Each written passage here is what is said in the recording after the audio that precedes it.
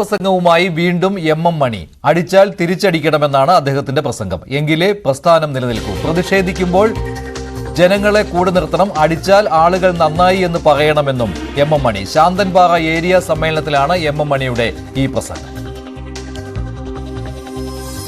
അടിച്ചാൽ തിരിച്ചടിച്ചില്ല, പ്രസ്ഥാനം നിൽക്കുന്നില്ല. നമ്മളെ അടിച്ചാൽ തിരിച്ചടിക്കുക, പ്രതിഷേധിക്കുക, പ്രതിഷേധിക്കുന്നതിൽ തിരിച്ചടിക്കുക. പ്രതിഷേധിക്കുന്ന എന്തിനാണ്? ആളുകളെ നമ്മുടെ കൂടെ നിർത്താൻ.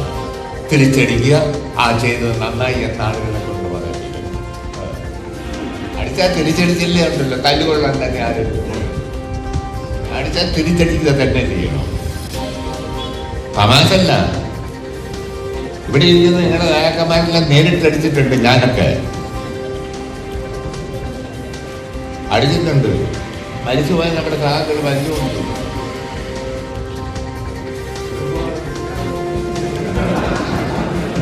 നേരിട്ടടിച്ചിട്ടുണ്ട്. നേരിട്ട്. അല്ലാതെ ചുമ്മാ സൂത്രപ്പടി കൊണ്ട് പ്രസംഗിക്കാൻ നടന്ന പ്രസ്ഥാനം കാണുന്നില്ല. നിങ്ങൾ പലരും നേരിട്ട് നിന്ന് അടിച്ചിട്ടുള്ളതാണെന്ന് എനിക്കറിയാം.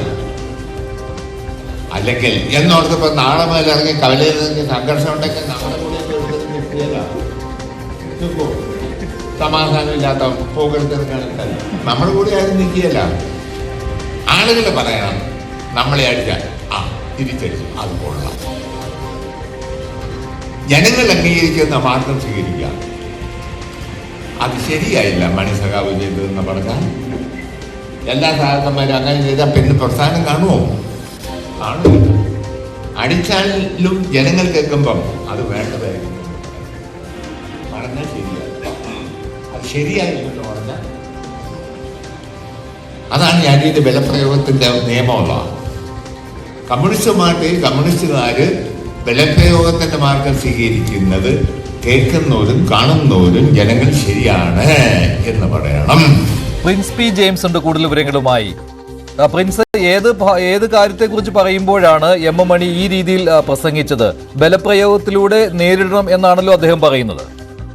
മഞ്ജുഷ്, ശാന്തൻപാറ ഏരിയ കമ്മിറ്റിയുടെ സമ്മേളനത്തോടനുബന്ധിച്ചുള്ള സമ്മേളനത്തിലാണ് എം മണി ഇത്തരത്തിലൊരു വിവാദ പരാമർശം നടത്തിയിരിക്കുന്നത്. പ്രസ്ഥാനത്തിന്റെ നിലനിൽപ്പുമായി ബന്ധപ്പെട്ട കാര്യങ്ങൾ, എത്തരത്തിലുള്ള പ്രസ്ഥാനം മുൻപോട്ട് പോകുന്നതിന് എന്തൊക്കെയാണ് സ്വീകരിക്കേണ്ട തുടങ്ങിയ കാര്യങ്ങളെക്കുറിച്ച് സംസാരിക്കുകയായിരുന്നു എം മണി. ആ പ്രസ്ഥാനം നിലനിർത്തണമെന്നുണ്ടെങ്കിൽ കയ്യാങ്കളി ആവശ്യമാണ് എന്ന തരത്തിലുള്ള പ്രസംഗമാണ് എം മണി നടത്തിയിരിക്കുന്നത്. മുൻപ് താനടക്കമുള്ള നേതാക്കൾ ഇത്തരത്തിൽ കയ്യാങ്കളി നടത്തിയിട്ടുണ്ട്. അടി കൊടുക്കേണ്ട സാഹചര്യങ്ങളൊക്കെ അത്തരത്തിലുള്ള നടപടികൾ സ്വീകരിച്ചിട്ടുണ്ടെന്നും അത് ജനങ്ങൾ ഇത് നല്ലതാണ്, അത്തരത്തിലുള്ള വർധനമൊക്കെ നടത്തേണ്ട സാഹചര്യം ഉണ്ടായിരുന്നു എന്ന് പറയുന്ന തരത്തിലുള്ളതാണെങ്കിൽ അത് തന്നെ ചെയ്യണം എന്ന് തന്നെയാണ് എം മണി സൂചിപ്പിക്കുന്നത്.